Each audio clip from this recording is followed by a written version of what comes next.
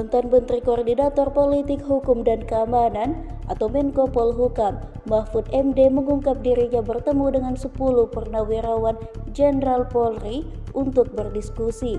Dikutip dari tayangan Kompas TV, Rabu 29 Oktober 2025 kemarin, Mahfud menjelaskan diskusi mereka yakni tentang reformasi Polri. Dia melanjutkan jika bukan saja purnawirawan Polri yang berdiskusi dengannya, namun juga purnawirawan TNI dari 3 angkatan, darat, laut, dan udara. Masyarakat sipil bersama LSM dan akademisi datang untuk minta informasi dan sampaikan usulan. Mereka mayoritas sangat mendukung terjadinya reformasi Polri.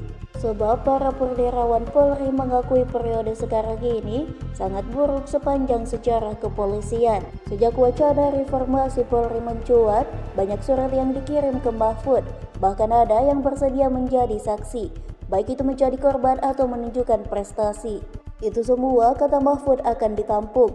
Mahfud diketahui masuk dalam tim reformasi Polri bentukan Presiden Prabowo. Download Tribun X sekarang, menghadirkan lokal menjadi Indonesia.